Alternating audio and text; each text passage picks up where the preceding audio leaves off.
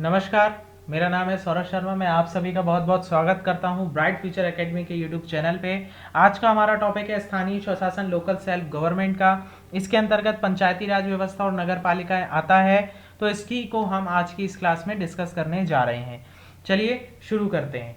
सबसे पहले भारत में जो 3 टीयर ऑफ गवर्नमेंट है उसको समझते हैं। इसमें सबसे ऊपर आती है केंद्र सरकार, उसके बाद आती है राज्य सरकार और उसके बाद आती है स्थानीय स्वशासन। अब देखिए, स्थानीय स्वशासन एग्जाम्पल है डेमोक्रेटिक डिसेंट्रलाइजेशन का, यानी कि लोकतांत्रिक विकेंद्रीकरण का।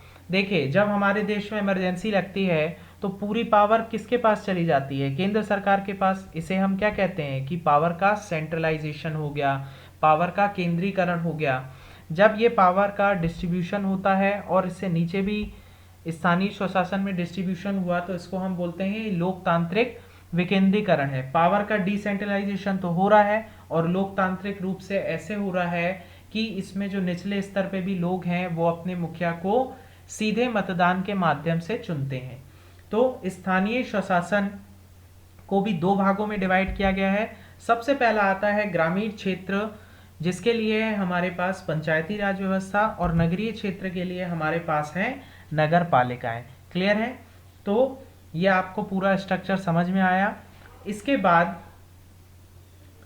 स्थानीय स्वशासन की आवश्यकता क्यों है हमें, वो समझते हैं। तो निचले स्तर पे लोगों की भागीदारी बढ़ाना, और ये कैसे बढ़ेगी? डेमोक्रेटिक डिसेंट्रलाइजेशन के माध्यम से, लोकतांत्रिक विकेंद्रीकरण के माध्यम से। निचले स्तर पे लोगों की क्या है, गवर्नमेंट में क्या है, पार्टिसिपेशन बढ़ेगा, और उनका पार्टिसिपेशन लेके अगर निचले स्तर पे लोगों का विकास होगा तो भारत तेजी से वृद्धि करेगा।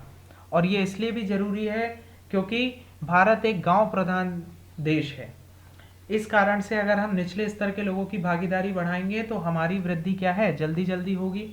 भारत में लॉर्ड रिपन को स्थानीय स्वशासन का जनक माना जाता है। ऐसा इसलिए है क्योंकि 1882 में इन्होंने जिला बोर्ड की स्थापना के लिए एक प्रस्ताव पेश किया था, और ये जो प्रस्ताव है वो स्थानीय स्वशासन का मैग्ना कार्टा कहलाता है। क्लियर है? इसलिए भारत में स्थानीय स्वशासन के जनक के रूप में माना जाता है लॉर्ड रिपन को 1882 में जिला बोर्ड की स्थापना के लिए। क्लियर है? इसके अलावा गांधी जी का भी सपना था ग्राम स्वराज लाने का।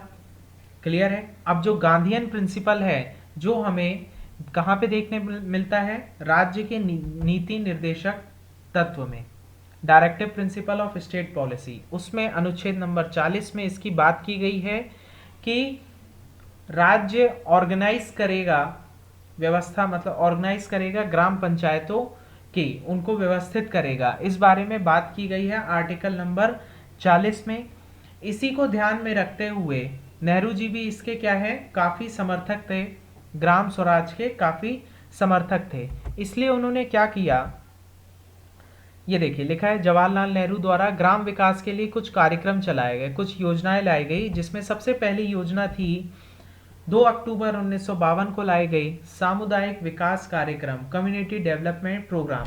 इसके बाद एक साल बाद ही 2 अक्टूबर 1953 को राष्ट्रीय प्रसार सेवा, नेशनल एक्सटेंशन सर्विस भी लाई गई। लेकिन ये दोनों ही प्रोग्राम बुरी तरह से फेल हो गए। जब ये दोनों प्रोग्राम फेल हो गए तो एक कमेटी का गठन किया गया, ये एनालिसिस करने के लिए कि ये प्रोग्राम फेल क्यों हो रहे हैं। तो जब उस कमेटी का गठन किया गया, उसने अपना एनालिसिस दिया। ऐसे समय समय पे कुछ कमेटियों का गठन किया जाता रहा। ऐसे तो बहुत सारी कमेटीज हैं, हम मेनली इन कमेटीज का डिस्कशन करेंगे क्लास में। इसमें भी सबसे इंपॉर्टेंट आपकी बलवंत राय मेहता समिति और अशोक मेहता समिति आएंगी। हम इनके प्रोविजन डिस्कस करेंगे कि इनने क्या क्या सजेशन दिए, और इन सजेशन के बाद कैसे इसका डेवलपमेंट चालू हुआ। एक और बात बता दूं, जब मूल संविधान बना था कहीं पे भी पंचायती राज का कोई भी चैप्टर नहीं था, केवल आर्टिकल नंबर 40 में ही इसकी चर्चा की गई थी। बाद में संविधान संशोधन के माध्यम से इसे ऐड किया गया है। उसको ऐड करने से पहले उसकी क्या हिस्ट्री रही है वो आपको कमेटीज के माध्यम से पता लगेगी। इतना आई होप आप सभी को क्लियर है। तो इसमें एक एक करके हम कमेटीज की रिकमेंडेशन डिस्कस करेंगे। अभी तक आपको इतना समझ में आ गया होगा। पहली समिति आती है बलवंत राय मेहता समिति। इस समिति को फॉर्म किया गया था 1956 में और इन्होंने अपनी रिपोर्ट सबमिट करी थी 1957 में। इस समिति को फॉर्म करने का क्या कारण था? कम्युनिटी डेवलपमेंट प्रोग्राम और नेशनल एक्सटेंशन सर्विस ये क्यों फेल हुई है, इसका एनालिसिस करने के लिए।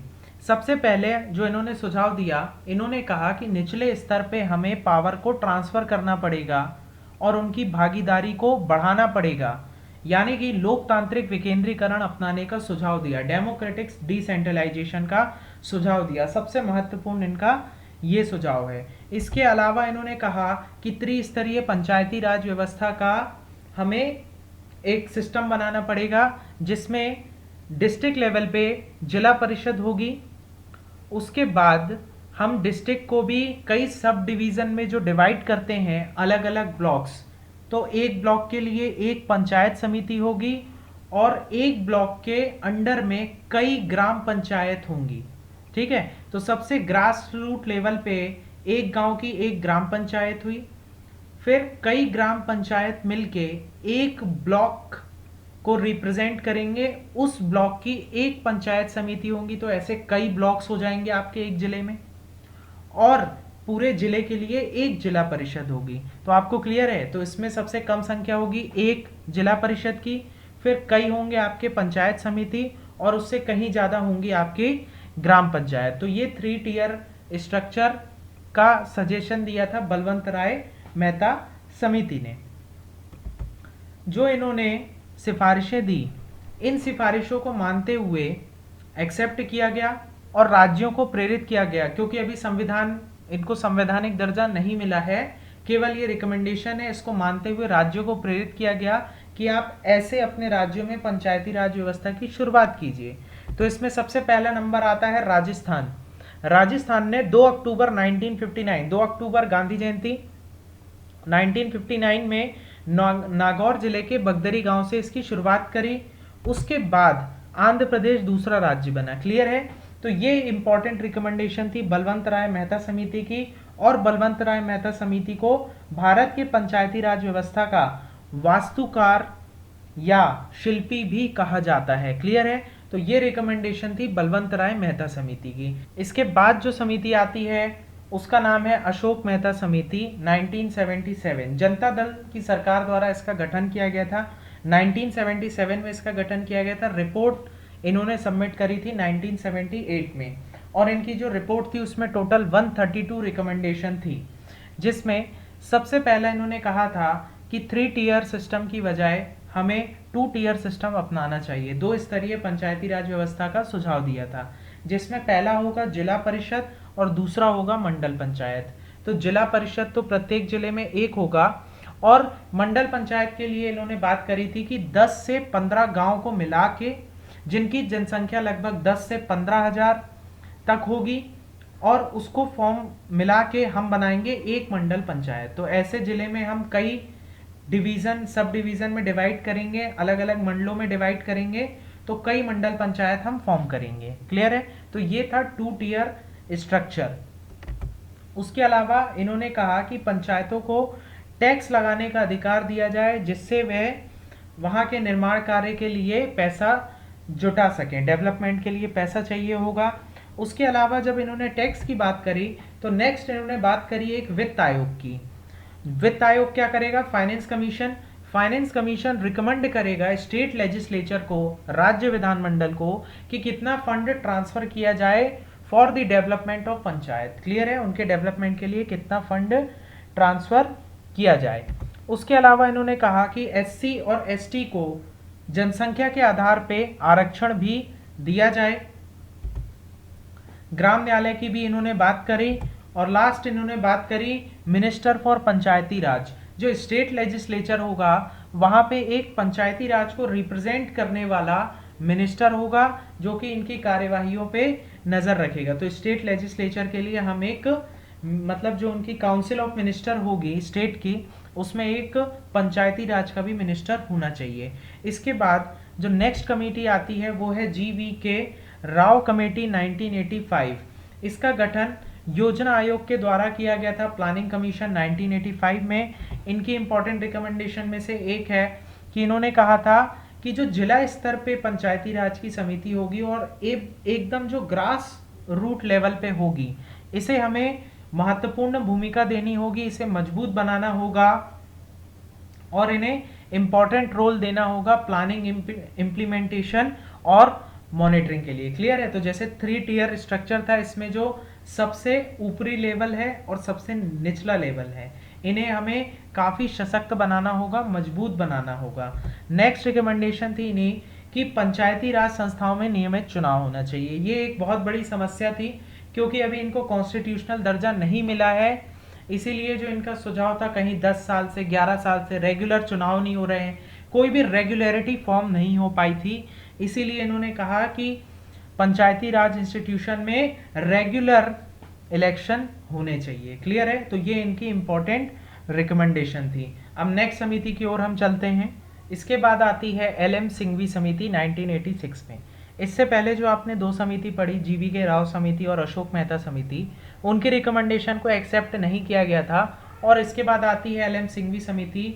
इन्होंने क्या बोला कि पंचायती राज व्यवस्था को संवैधानिक दर्जा देना होगा, क्योंकि हर राज्य में यूनिफॉर्मिटी नहीं थी, ना ही रेगुलरिटी थी।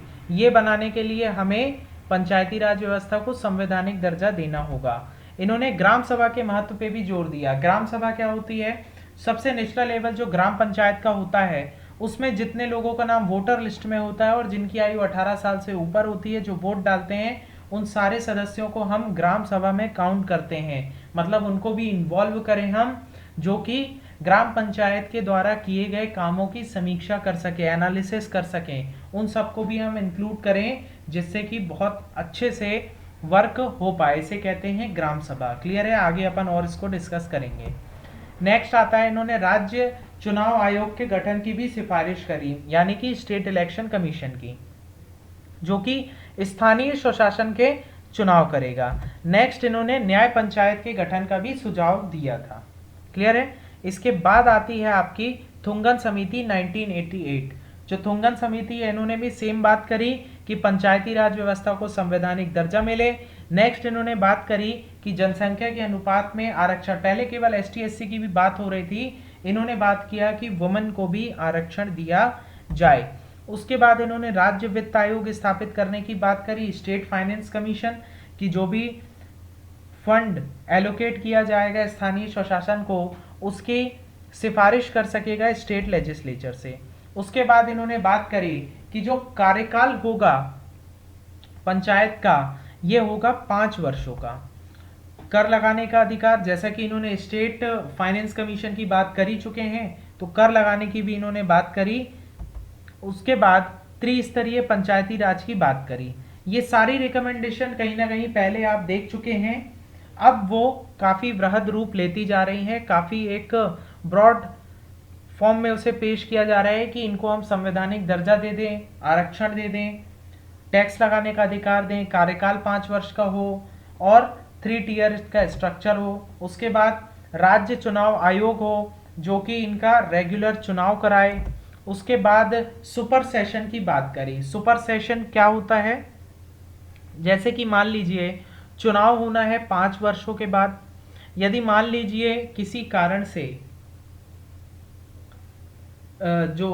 कारण से पंचायत भंग हो जाती है, डिसॉल्व हो जाती है, अब उसके डिसॉल्व होने की कंडीशन में जो सुपर सेशन है वो मैक्सिमम कितना चल सकता है? 6 मंथ, 6 महीने के अंदर चुनाव कराना आवश्यक है। क्लियर है? तो सुपर सेशन क्या होगा? मैक्सिमम 6 मंथ तक चल सकता है। इसे हम क्या कहते हैं? Super session. मतलब 6 महीने के अंदर अंदर किसी भी कंडीशन में यदि पंचायत डिसॉल्व हो जाए तो 6 महीने के अंदर अंदर चुनाव कराना जरूरी है। नेक्स्ट समिति आती है गाडगिल समिति। देखिए, गाडगिल समिति जो है, इन्होंने थुंगन समिति की सारी बातों को, जो अभी आपने पहले देखी थुंगन समिति, इनकी सारी बातों को एक्सेप्ट किया और जो गाडगिल समिति ने कुछ और अपने रिकमेंडेशन दी, और जो गाडगिल समिति थी ये बेस बनी कि जो संवैधानिक दर्जा दिलाना था पंचायतों को, तो उसका जो विधेयक जो संवैधानिक दर्जा दिलाने के लिए हमें संविधान में संशोधन करना पड़ेगा, क्योंकि पहले से कोई चैप्टर था नहीं। तो उसके लिए जो एक ड्राफ्ट तैयार होना था, उसको ड्राफ्ट पूरी रिकमेंडेशन मानी गई गार्डगिल समिति की। क्लियर है? तो गार्डगिल समिति की पूरी रिकमेंडेशन ने ड्राफ्ट बनाने में हमारी हेल्प करी। क्लियर है? आई होप आपको क्लियर हो गया होगा। चलिए अब बात करते हैं कि पंचायती राज व्यवस्था को संवैधानिक दर्जा कैसे मिला।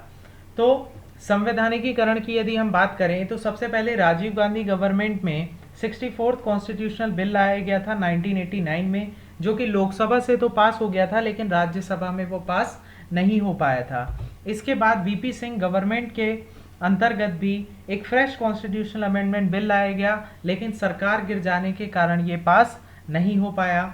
उसके बाद फाइनली नरसिम्हा राव गवर्नमेंट जब थी तब 91 में फिर से एक संविधान संशोधन बिल लेके आया गया, जो कि 73rd कॉन्स्टिट्यूशनल अमेंडमेंट एक्ट 92 में बना और पूरे देश में प्रभावी हुआ 24 अप्रैल 1993 को। तो 73वां संविधान संशोधन अधिनियम 24 अप्रैल 1993 से पूरे देश में लागू हुआ। इसीलिए बहुत इंपॉर्टेंट पॉइंट है, 24 अप्रैल को राष्ट्रीय पंचायती राज दिवस मनाया जाता है। तो ये जो संविधान संशोधन हुआ उसके माध्यम से हमारे संविधान में चेंजेस क्या आए। तो सबसे पहला, इस संविधान संशोधन के माध्यम से भाग जो पार्ट 9 था उसमें आर्टिकल नंबर 243 से आर्टिकल नंबर 243O तक जोड़े गए। क्लियर है? और 11वीं अनुसूची भी इसमें ऐड की गई जिसमें 29 विषय हैं, और ये पूरे के पूरे 29 विषय पंचायतों की पावर से रिलेटेड हैं कि कैसे उनको क्या क्या पावर दी गई है जिससे विलेज का डेवलपमेंट हो पाए। आई होप आज का लेक्चर आपको अच्छा लगा होगा। यदि आपको ये लेक्चर अच्छा लगा है तो इसे अपने फ्रेंड्स के साथ शेयर करिएगा और इस वीडियो को लाइक करना मत भूलिएगा। इस वीडियो के डिस्क्रिप्शन में हमारे फेसबुक पेज का भी लिंक है, उसे भी लाइक कर दीजिएगा और हमारे साथ आगे भी बने रहिए। तो इस वीडियो को पूरा देखने के लिए बहुत बहुत धन्यवाद। आपका दिन शुभ हो। नेक्स्ट पार्ट में हम डिस्कस करेंगे कि पंचायतों के क्या क्या प्रोविजंस हैं। अभी आपने पूरी हिस्ट्री और कैसे अमेंडमेंट हुआ ये देखा, इसके बाद हम डिस्कस करेंगे कि फर्दर इसके क्या क्या प्रोविजंस है पार्ट 2 में। Thank you.